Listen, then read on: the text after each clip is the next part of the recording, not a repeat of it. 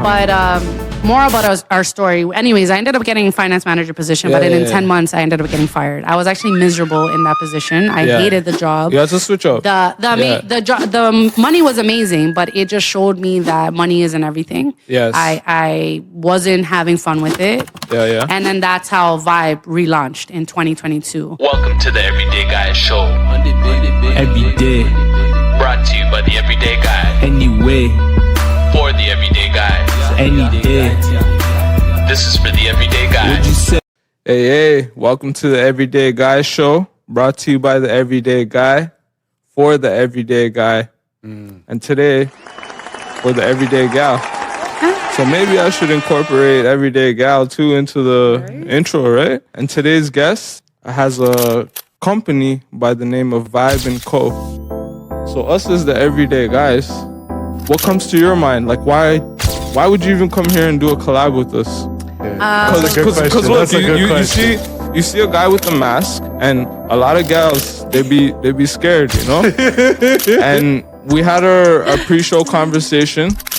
Pre-show conversations coming to live stream soon. I gotta do the little advertisement, but you weren't shook by all that, and you saw past it, and you're like, oh, maybe there's something here. So tell us about. So I was born and raised in Jane and Finch. You know, I was raised in Rexdale. So like a lot of my friends, they grew up masked up, all black. Like nothing new to me. You know what I mean?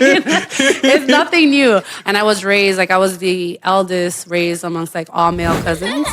So it's like to me, like around men, it's just like, it's whatever to me. Like I'm comfortable. But in terms of the collaboration, I just like with VYB3 Co. So guys, my name is Jency Abarca. I am the latest streetwear designer in Toronto behind VYB3 Co. We're a brand that celebrates legacy, your legacy specifically, like the mark that you're leaving here on earth to let people know that you existed. And like the fact that you guys even thought, like, you know what? We got something to say. Y'all need to hear it. And you guys sort of created like a following off of that and created people to come and jump aboard and want to be in support of that. I think that that's exactly what feeds into the legacy we're trying to build behind the brand. So that's why I decided to collaborate. I was like, you know what? This makes sense. And I'm always up for going in front of the mic. I'm not shy, you know? Like being in front of the camera. Yeah. It's a vibe right now, right? Exactly. You know what? Ironically, a lot of people that meet me, they're like, oh, is that why you named it VYB? Because you're a vibe. I'm like, you know what? No, I didn't name it VYB because of that, but I've heard that often, so that's always good. Yeah. So I'm a real like Toronto boy. You're a city boy? Toronto mans. Shout out my Toronto mans. We gotta up the rep and up the. There's controversy with the Toronto game. mans. No. What do you mean? Yo, we're doing the best that we can. You tell us about the controversy though. What's the repertoire? I mean, I don't want to name drop on it. I thought everybody knew, but yeah, like some kids, like some content creators, like they started, you know, that Toronto man slang, like like that. And like there was an influencer, like a comedian that called them out, like from Toronto. He has his own podcast, and they've been going back and forth at it. He's like, no, like black people aren't invited into your house, so why are you like, you know? Have you seen that? I don't know, man. I'm not about no polys, bro. To each their own. Yeah. I don't have an opinion. I'm just saying, right? That's a Toronto scoop. But I do know that mans be talking like that for real. Maybe not to the extreme that they be showing it on the social media, but as long as I've been here, like I know guys that I've been friends with for many, many years, and they really like that. But even females talk like that, which is which is scary. I'm just like, yo, that makes me sick to my stomach, fam. You know those ones? Smoke that. So do you get sick to your stomach? Does that shit you'll make you sick? never catch me talking like that. Like even that. If you get me angry enough, I'll cuss you stank. But I'll never be like, yo, make me sick to my stomach, dog. You'll never hear me talking like that, ever. So, I hear what the comic is saying. He's talking about the exaggerations. Yeah, I guess it was just like, I kind of understood his stance where it's just like, I don't mind that you're taking from the culture, but like ultimately, like when you're taking from a culture that's not even accepted in your own household or even welcomed within your space, your ethnic spaces, like within the spaces that actually represent your ethnicity. I kind of understood what he was saying, but then I also understood the context, like it's not that deep. You know what I mean? It's just obviously the way that I communicate with my mom isn't going to be the way that I communicate with one of my boys or one of my homegirls, right? So I kind of understood their stance too. But I just brought it up because it's funny. You said Toronto Mans. Okay. Shout out to I Love Hip Hop Network and Mr. Friday. Because he really talked on what you're talking about. Yeah. And his conclusion was, just allow the youth them.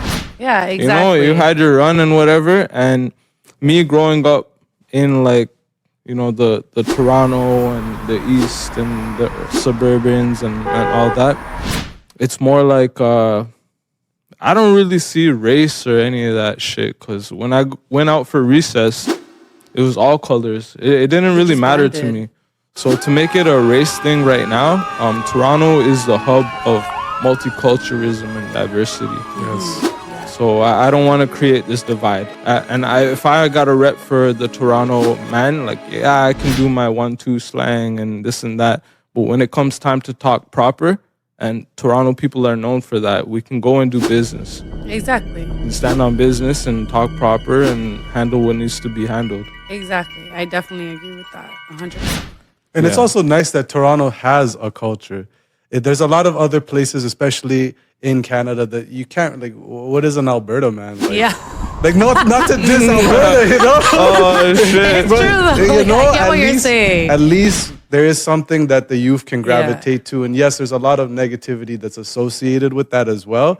But it's still nice to see that there is something that can unify all the Toronto youths. Exactly, yeah. I definitely agree with that. Yeah, and that's what I see Toronto as unity, as a representation of unity. And when it comes to style, culture, and all of that, shout out to that guy. A lot of them may be hating on him, but he put the city on the map. Mr. Drizzy, we're still waiting on our warehouse. You're supposed to give us a warehouse, that, no right? way. Yes. Yeah, not formally, but we're just putting that out there. Just let us run the DC. The DC for the OVO, because that's where we're from. We're from the warehouse game. We're not from the street. We don't do any of that shit. So we're warehouse guys. It's like the show that came out, The Movers. I think you brought those guys to my attention, and they were doing content from time. So big shout out. Years and years, bro. Yeah. It was always funny, man. Always. Yeah. I didn't know about those guys until you showed me. Yeah. Okay. I've seen a couple of content creators, females. They're you're trying to be sweet, but these Toronto mans get you out of character. They start using the audio of Toronto, you don't know, I'm a mover. Yeah, we really be moving. It's hilarious. Someone's you take me out of character, and it's they start using that audio. But that's the show. Is that they got something there. It's funny. I'm very they started off that's just that kind of shows what Toronto's made out of. I feel the people that come out of Toronto, they're extremely patient. It's something if you're dedicated to your craft and you're dedicated to what it is that you're trying to build for yourself, I think it takes a lot of patience. And I think I'm proud to say that I see that a lot in Toronto. It's not one-hit wonders that come out of Toronto. Toronto was leading the charts. Let's calm down. Okay? Exactly. Y'all like Justin Bieber, y'all like The Weeknd, y'all like Drake. Yeah. I'm trying to pretend. Okay? Worldwide too. Yeah. Exactly what you said. Worldwide. Worldwide. So I feel those are all representations of artists or influencers, not just them, but the movers. That they started off small, but they just kept at it. They kept at it when they were just at 10 views. They kept at it when they were just at 1,500 views. They kept at it when they were at 5,000 views, and then they grew into something else. So I think that's an important message that people can take from our city is just fall in love with the process, basically. Yeah, I didn't know about those guys until you showed me. Yeah. And then I'm this is very similar. Because as movers, I was working at this company, and I got hired as a driver to deliver. But my insurance didn't go through because Timeless be doing timeless things on the highway.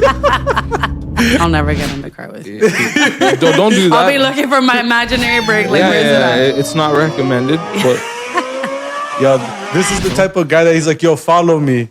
I'm nah, bro. Just give me the just give me the GPS, Yeah. I know a couple people like that. 2 of my cousins are like that. I'm always you're getting too close. They're just relax, look at. Yeah. So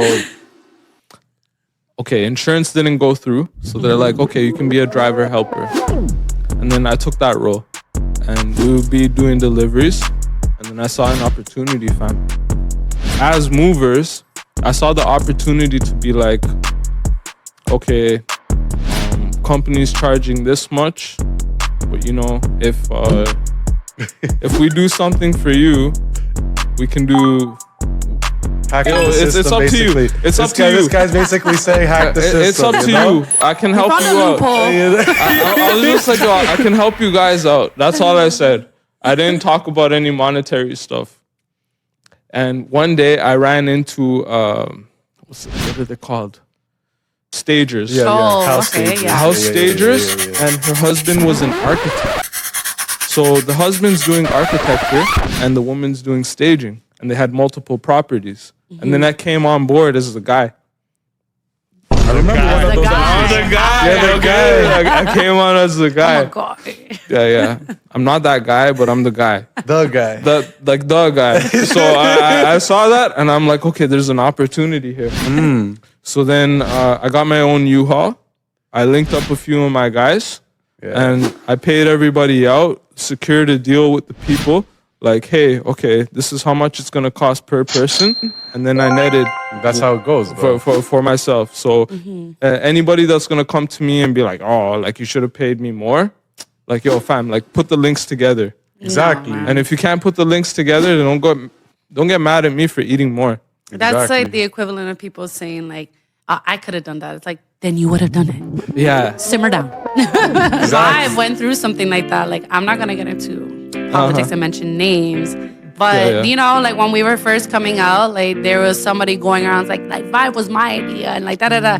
So it just comes to show like people, they just like throwing stones at things that shine, like sort of thing. Like they just like to try and be like, oh, like I should have gotten this and you should have done this for me. And it's like, not for anything. Like we're all out here hustling. Like, yeah, like what I tell, like, because I come from like a big family, right? But like I'm one of the older cousins. So I always told my cousins, I'm like, no one's going to go as hard for you as you go for yourself. Like, doesn't matter how much I love you, I'm not going to stop my life and stop attending to my issues in order to help you with yours. So you have to like move in this world. Like even with my parents, like my parents are a big support system.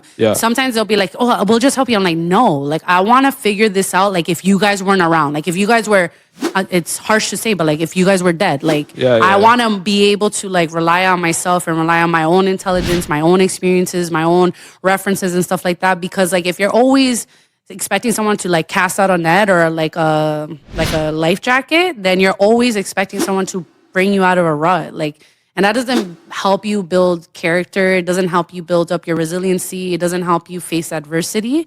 So I'm actually like very grateful that my parents just allowed me to just.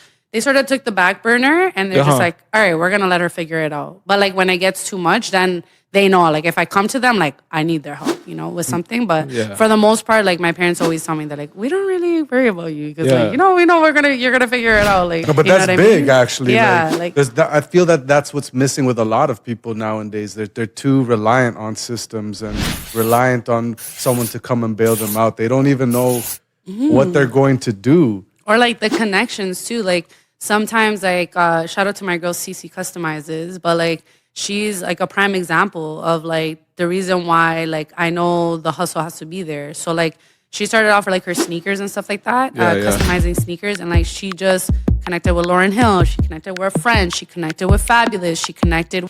Point is, like, she's just a prime example of, like, the hustle that you have to have, and like, you think that she was spoon-fed? You think that she knew those people? No, she just was authentically herself and it got her through the doors. And it's like, that's sort of like something that I learned with VYB, right? Like when we sort of relaunched, like our relaunch was our biggest year. That's when we connected with Tony Yayo, Davies, Donovan Bailey, Tonio Skits, like all of these people. And it wasn't because somebody said, oh my gosh, like, no, they just like, yo, I like your hustle. I feel what you're doing. Yeah, you're worthy of coming to try and connect and collaborate with this person. You know what I mean? You guys obviously know the saying, real recognizes real, but I feel like hustle recognizes hustle. And like nobody wants to be around someone that's like, Not authentic. Yeah, not authentic, and they have their hand out like, okay, so it's my turn. I could easily look at my homegirl and be like, yo, so can you plug me in? Like, Nah, you don't need to plug me in, sweetie. I know Jesus is on the block. He's gonna stop on my door next. No worries. I'll be there soon. You know what I mean? Like, but other people, they would take somebody how they're shining and make it like almost they internalize it, and it makes them feel insecure. And it's like they get bitter. It's like, well, why didn't they put me on? Like they know what I'm doing, and it's like, bro, put yourself on. Like no one's gonna go out of your way to spoon feed you opportunities. You know what I mean? So like the same way real recognizes real, I truly believe the hustle recognizes hustle, and that's what sort of places your name inside doors that you've never would have walked through had it just been like you're waiting for somebody to give you a handout. Yeah. Just today I was talking to this guy about, I had no bread when I came into that place. And going back to the mover story, and I got banished into the warehouse because people caught the flex. They're like, yo, what I did was I took a wad of cash out and I shared it with somebody that I shouldn't have shared it with. It's an ego thing. We're all human, and I let my ego prevail. And this guy was like, yo, I got this much in my pocket. And then I said the same thing. Yeah. And then, this person talked to that person, and that person talked to this person. And before you know it, man's are in the warehouse. And then I'm like staring at the empty ceiling. He's like, doo-doo-doo-doo. Yeah, I'm like standing there. Like, Towing in my Jordans. the worst is I can't even wear my Jordans. Really? So then I'm looking over my shoulder like, who's going to jam my Jordans? Because I got to wear safety shoes. Oh, yeah. That makes sense. Safety first, guys. You know it. You know the golden line. You know the golden line. Safety first. Yeah, and then this guy was on a management tip. Like he's like supervising, managing, and politicking. And that's where when I talked to both of you, I was like, oh, okay. She did her thing over there. And let's talk about that world. Because I went in as a peasant class citizen. And I'm proud of it. Yo, they put me in the can. They were like, hey, offload furniture, 200 pounds in the summertime with a smelly ass person. Yeah. God bless that guy. But it dank up in there, even if I put... And they just tried to make me quit after they banished me. That's how I saw it. That was their tactic. And don't even front if these guys ever see that. Because I saw it and I was like, no. I'm going to remain in my peasant class status and live with joy. Until this guy came across and he was like, yo. I'm going to stay in my peasantry. No, this guy's in such a driver mentality. There's nothing wrong with being in the warehouse. Yo, fam. There's nothing wrong with being in the warehouse. When they put you with the smelliest person in a can. Yeah, that's prison. Just bring degrees deodorant, like.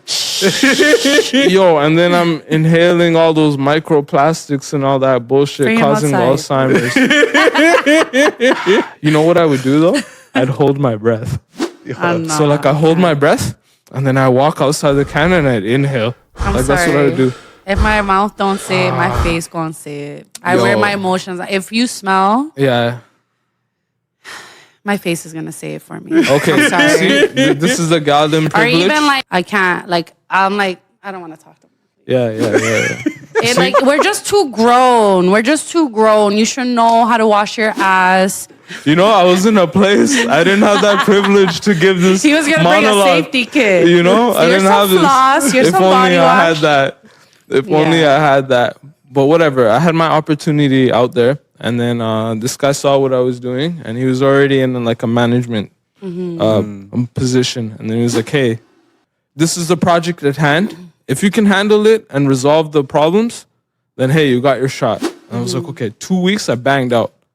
And I made it happen, solved the thing. And then this guy did his thing in the background with the politicking. Yeah. But the things that this guy did to make it happen, not even for me, but for himself.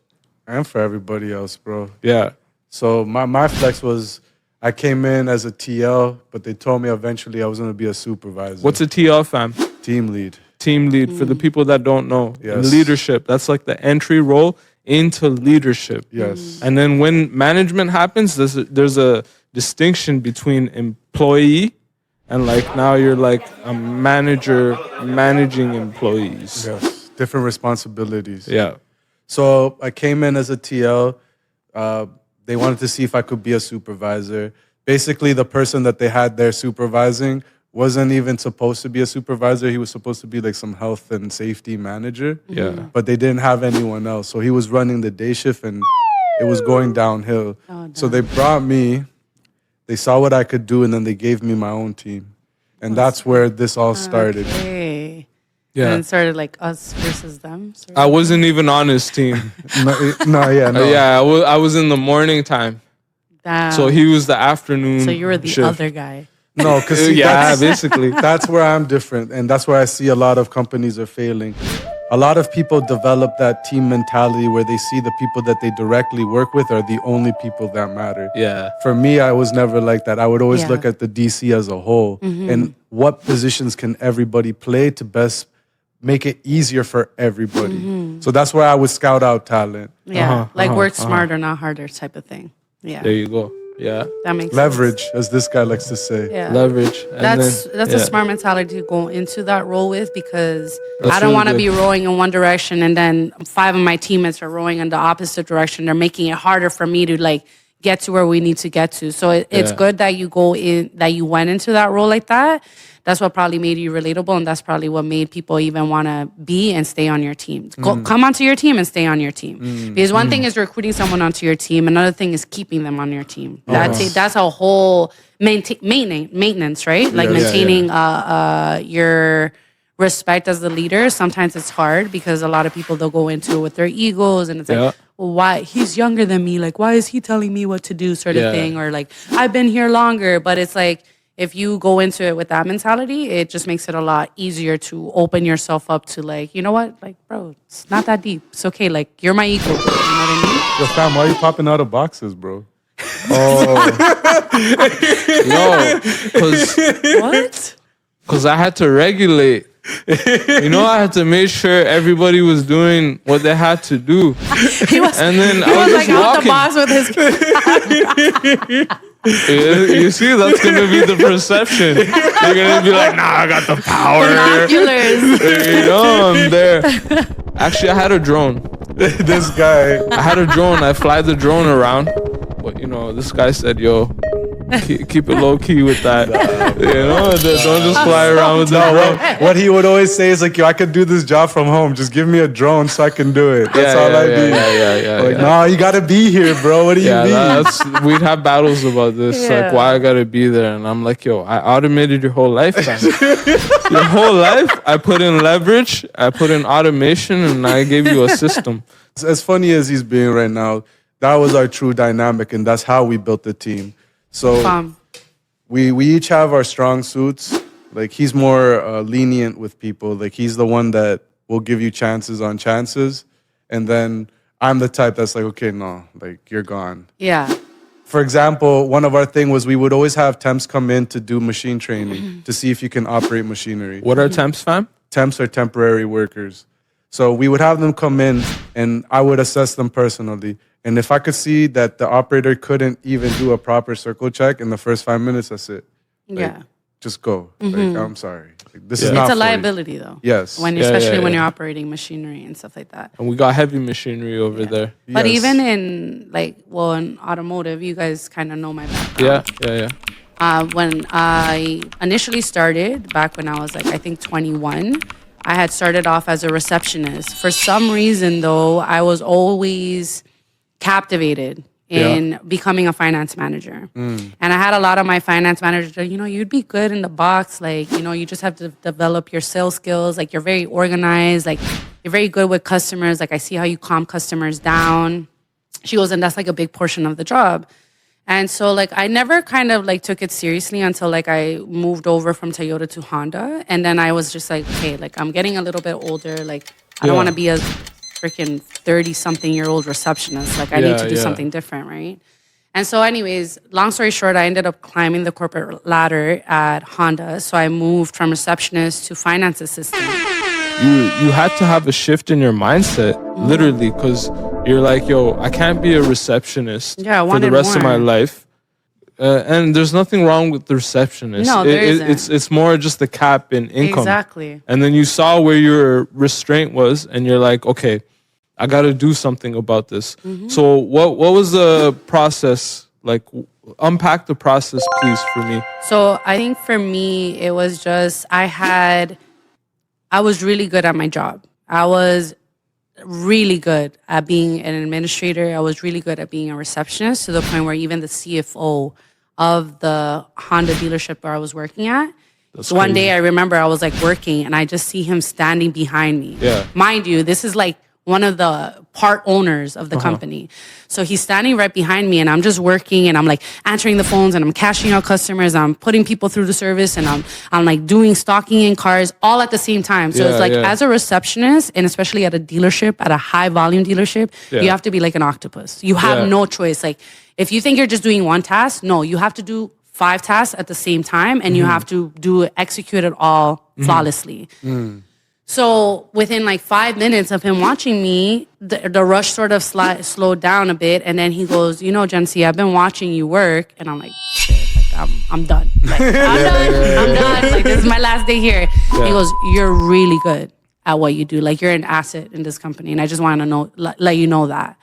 So when he said that to me, I was just like, I let it like sort of marinate. And I was just, I guess before that moment, I didn't really appreciate the difference that I was making in the company, because it was so like routine that to me, I was just like, whatever. It's just like day to day, right? Yeah. But then when I got that, I guess that reassurance or that acknowledgement from someone who was higher than me, who's like in a position of a lot of power and authority, I felt like, well, where else can I utilize these skills in? Like what's the next chapter from here?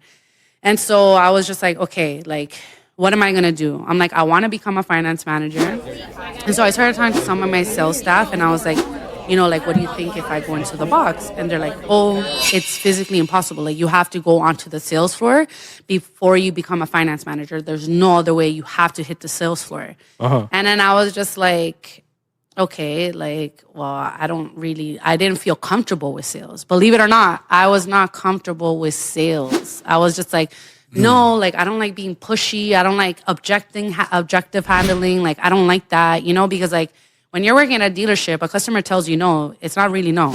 I'm going to get you to say yes. You know what I mean? That's my job. Yeah. So like when they told me that, like, I don't know if it was because they were challenging me or I felt like they were underestimating me, that it sort of like lit a fire under my ass to be like, no, I'm going to show you that I'm going to get into that box just like you're in that box. I like how you said 2 things right now.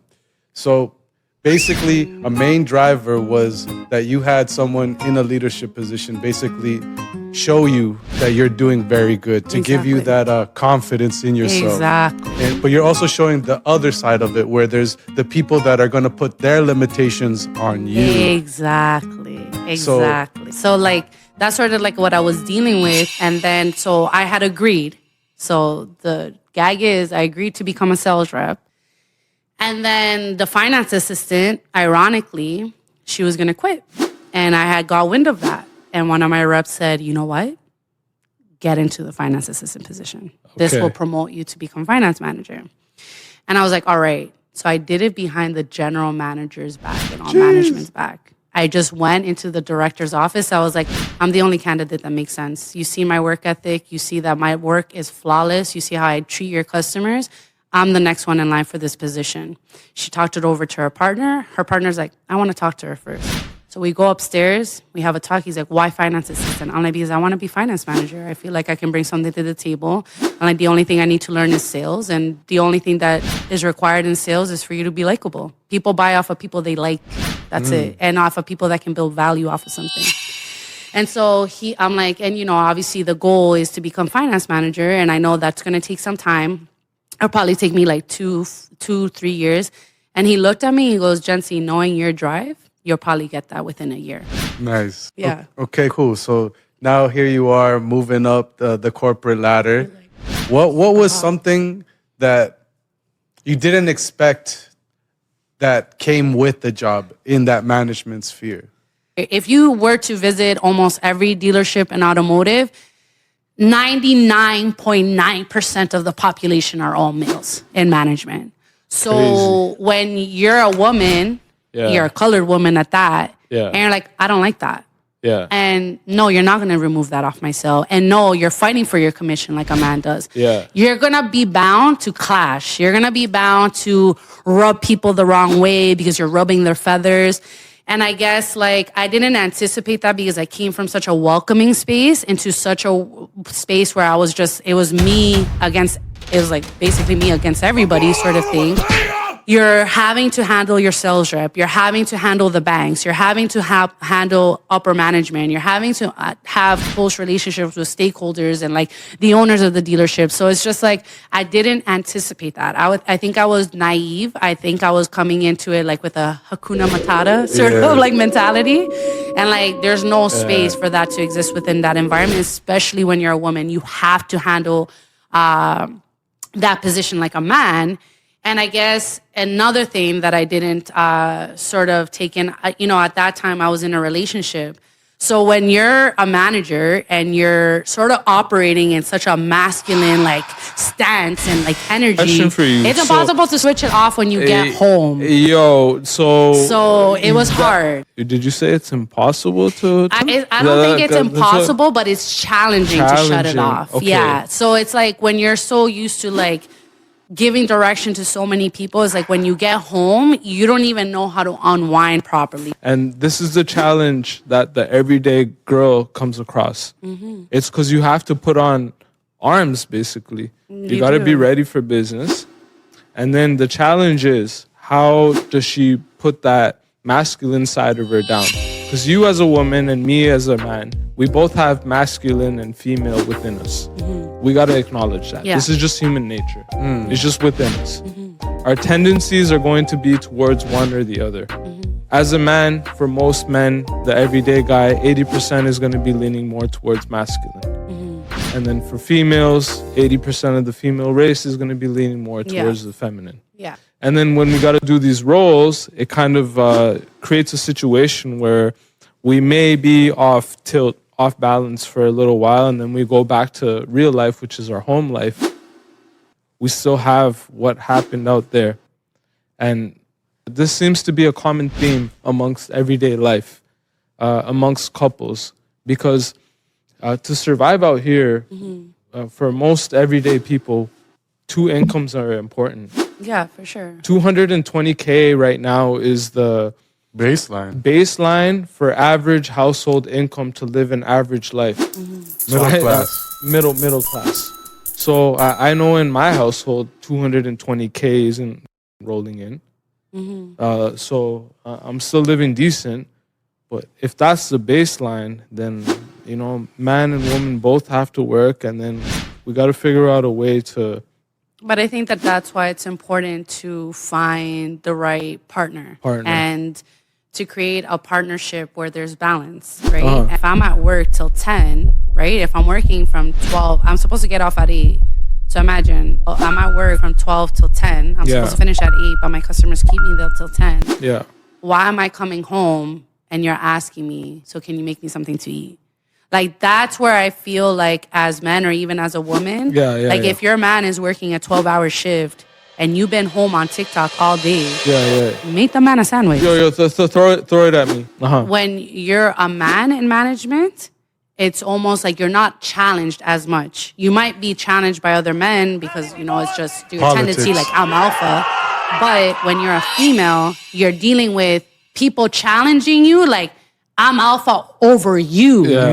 What you say doesn't matter. It doesn't override what I say. You know what I mean? So it's just like I'm being challenged just simply because I'm a female. So in that position anyways, like I felt like that's sort of like what I encountered. It was sort of like challenging for me to go back home, sort of shut off that sort of energy, or to still be able to step into like a role where it's like I'm still anticipated to do what I was doing when I wasn't working full time and when I didn't have a career, when I wasn't managing an entire team, right? So I felt like if perhaps I had a stronger partner in play, like they would have been able to understand that, and they would have been like, you know what, like since she is working till 10, I know she was off till 8. I'm just going to make myself something to eat. You know what I mean?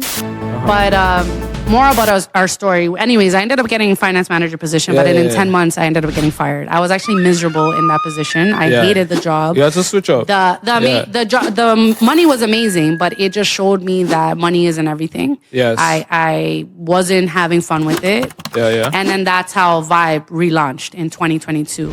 A year to date that I got the finance manager position, I hosted our first pop-up at Come See Me on College Street. It was a collaboration. I met with the managers. I met with some people, like some of the promoters there.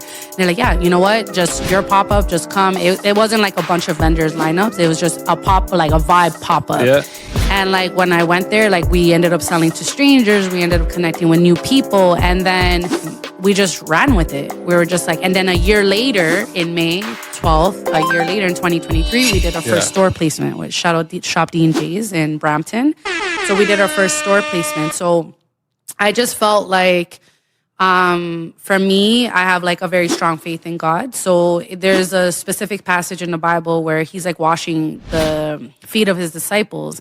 And then he gets to Peter, and Peter's like, no, God, like, you shouldn't be washing my feet. I should be washing your feet. Yeah. And Jesus just looked at him, and he goes, you may not understand what I'm doing now, but later on, you'll understand. Yeah. And so at that time, when I was going through the finance manager position, and I hated it, and when I was getting turned down, saying no, and I wasn't meeting quotas, and I was short on my my month sales target, right?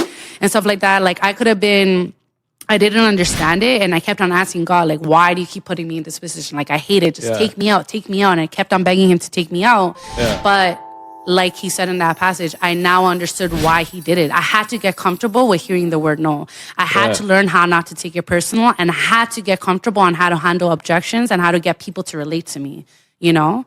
So that's basically how the rise of VYB happened, and like sort of just everything that happened within the finance manager position, how we grew, it just took patience, perseverance, and me learning to fall in love with the process and just getting comfortable presenting a product to the customer and sort of like getting into that type of conversation. Yeah. What are any pieces of advice or nuggets of advice that you can drop for a person trying to move into that sphere?